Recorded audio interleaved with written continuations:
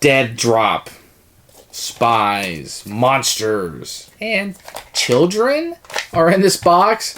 Dead Drop is a little deduction game. It's part of the pub series at Crash Games, which means you don't need a lot of space. You play this in a pub. You can play this while you're waiting on dinner at a restaurant. The box says 13 plus. Totally not necessary. I think you play a lot younger. I think that's more for the artwork more than they're not going to understand the game. You get 3 decks in here, which are exactly the same, just different artwork on them, so that's going to appeal to some people. Otherwise, this is a fun little deduction game. This isn't the kind of game where, wow, this is the best thing ever. But in the love letter vein, it's not bad. It's not a terrible game. I like it. Don't play it 2-player. The box says 2-player. It's ridiculous. You want to play this probably with 4. It's a quick little game. Sometimes too many people can get points in a 4 and it drags it out a little bit too long. There's a couple of times we were kind of done playing, but you can really stop at any point. You could play 2 points, or you could just play a hand. Probably 1 hand is too short, but it's a neat little game. It's only a few cards. This box, you don't need to travel with this. You could just take one of the decks of cards, which is probably 15 cards or so, and just throw it in a baggie and put it in your suitcase when you're traveling. So this is a game I'm going to keep in my collection. It's a nice little card game. It doesn't play... It says 10 minutes. That's probably about right. It's not going to take very long. And it's fun. And it's kind of fun because not only you have to get the number... There's a card down. You don't know what number it is. You have to deduct what it is. But you have to have it equal. So if that card is a 3 that's down, I have to have a 2 and a 1. Or a 3 and a 0 or something to get it. So then I have to work on getting the cards that I need to be able to show it and equal that card that's down. So it's not just finding out what it is. I got to work the room to get the cards I need to equal it, to sum it. So that can be very interesting to do. Drop Dead. This is a good game. I wish it got more pub. It's not going to knock your socks off. But it's a really fun little game that you can travel with. And a filler. It's good. So Drop Dead. Highly recommend you seek this out. Drop Dead is going to come in a pretty neat box, but this is just a sleeve for it, I guess, with this really great artwork on the back of the James Bond spy. It's going to come in a fairly small box. This is my hand. So this is very travel and very portable. The box looks great. The artwork is fantastic in this game. And it's going to be one of those magnet boxes that I like so much. You're going to get the rules, a couple pages. You're going to get... This is really neat. So this is what all the cards look like. So the game is going to come with, and I'll show it to you in a second, 3 decks of cards that are identical with different art. So you're going to get the Spy one, James Bond. You're going to get the Monsters, which is kind of cool. And then you're going to get some kind of weird children's adventure, I don't know, some kind of weird cartoon thing. So I kind of like the Spies. My wife likes the Monsters. I haven't found anybody who likes the kid information. Maybe, oh, it's for children, so maybe that's what it is. But you're going to get a completely useless bag. I have no idea why this is included. Smarter men than me, I suppose. Maybe you put the cards in here that are hidden. I don't know. Seems kind of weird. Going to have these weird envelopes that pretty much track victory points. And you're going to have a number of these in here. Let me pour those out. The rules are actually going to be on cards like this. Reminders. This is more of a player aid. Tells you how many cards are in the deck. Remember, you have 3 decks that come with it, but they're all identical, other than the artwork. And then a nice little... This is pretty much all the rules right here. So this is how you play the games. Everything else is just... I guess it includes a rule book because everybody has a rule book. You're going to have these cards... You know, the same pictures that I said. 3 decks that are identical. And they're really nice. I really like the artwork on these. I haven't played with this one as much. This one's more for children. The backs of them. Here's the Monsters. Kind of goofy and spooky, if you will. But kid-friendly, too. Very family-friendly art. Some of these monsters are really scary. And then these have the same back on them. So you could technically mix and match if you wanted spies for 0s and monsters for 3s. You could definitely do that. The artwork means nothing.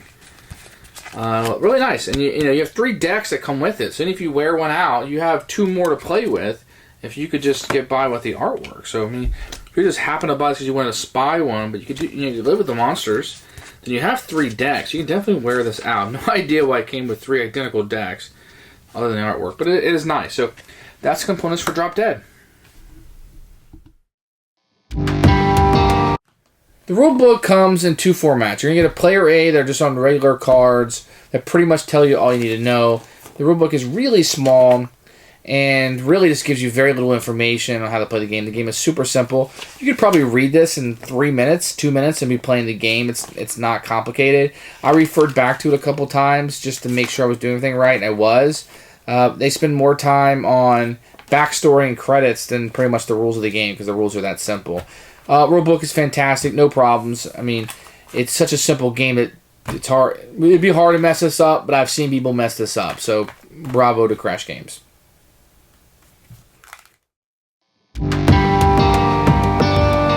Drop Dead, the way you play this is first person to get 3 of these scoring tokens will be the winner. And you will play a number of rounds so somebody has 3 of these.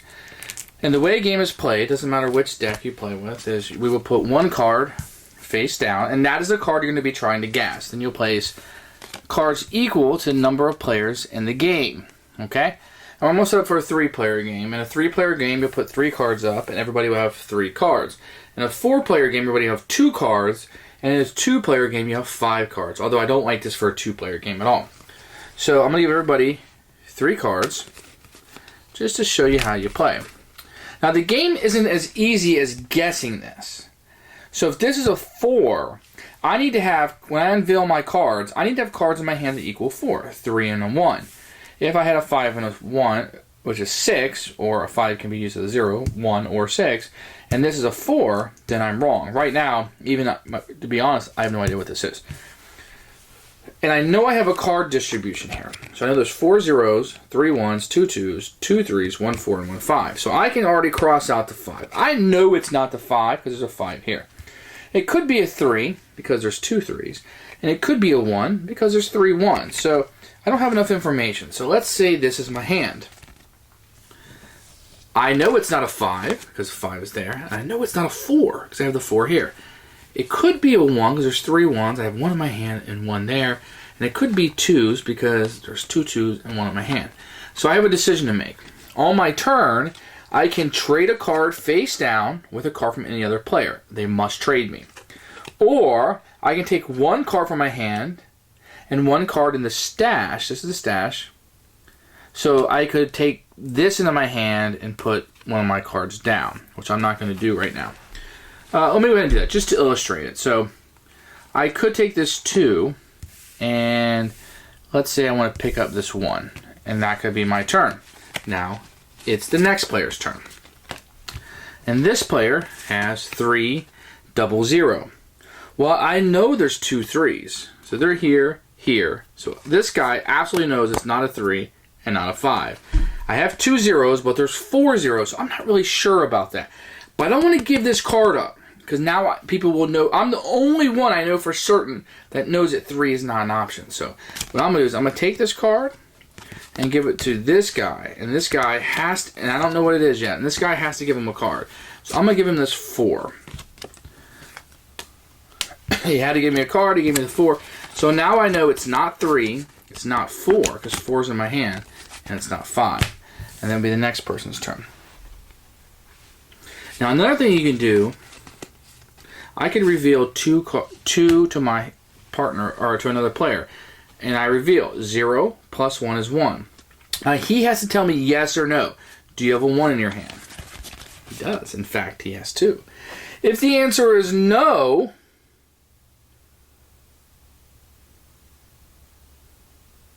they just say no and nothing happens. If they say yes, they must hand me a card of the value, and you must choose one of those. So what you'll probably end up doing is giving the 0 and taking the 1 back because you want to try to narrow down this 1, and that would be your turn. And the whole time you're trying to do is you're just trying to get it, information, and narrow it down to what this could possibly be. So I'm just going to show you what it is. It's a 2.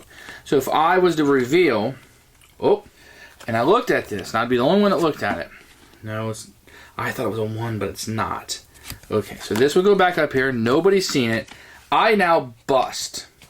But all my cards are now viewable for everybody else. And people can still trade with these. So this just gave the game a lot more information. So this guy would pick up. I know it's not 3. I know it's not 4. I know it's not 5. But I have a 0. So I'm going to trade with this person over here. And let's just show the purpose of getting the game moving along. He gives me back a 0. So I know it's not 0. I know it's not 3. I know it's a 2. But I can't just say it's a 2. Because I have nothing in my hand that equals 2. Alright, so now there's tension on me to hurry up. So on my next turn, if it gets around to me, I might want to swap it out. But if I do, I still have to wait for it to go all the way back around the table before I can reveal this. Secretly look at it, and I'm right, and I reveal it. And if I'm correct, I get one of these. And I'm a third of the way to winning. And that, my friends, is drop dead. Who should buy this game? I'm probably going to recommend this to anybody who likes deduction games. Somebody who needs a good filler, maybe a different card game filler, but you want it to be pretty simple. You don't have to think a whole lot in this. You're just trying to manipulate the cards around the table to figure out what it is, and then maybe take a little bit of a guess sometimes. I've done that before and lost a game because of that. The production is super good. I like the artwork of the cards. If you mess up one of the decks or wear it out, you have 2 more to go, which is pretty nice. The cards are very good quality, and artwork is fantastic. So, Dead Drop, I'm going to highly recommend this. If you're looking for a filler depending on price, this is it. This is a good game. Highly recommend. You should go ahead and buy this sight unseen if you're into deduction games at all. If you don't like, and I don't mean social deduction, I mean deduction with the cards, more like Mr. Jack, although it doesn't play like Mr. Jack, but like, I'm not trying to guess who the trader is at the table. I'm not reading you per se. I got to read the cards and the information that I'm able to obtain through my gameplay. That kind of deduction. So pretty good. I would say you should try this game out if that sounds interesting at all. And if this sounds appealing, just buy this game. This is not going to be an expensive game. So I think I may have got this with some free shipping, or maybe I got this at BGG Con. I can't remember. But Dead Drop, fantastic. Great purchase. And it's a keeper.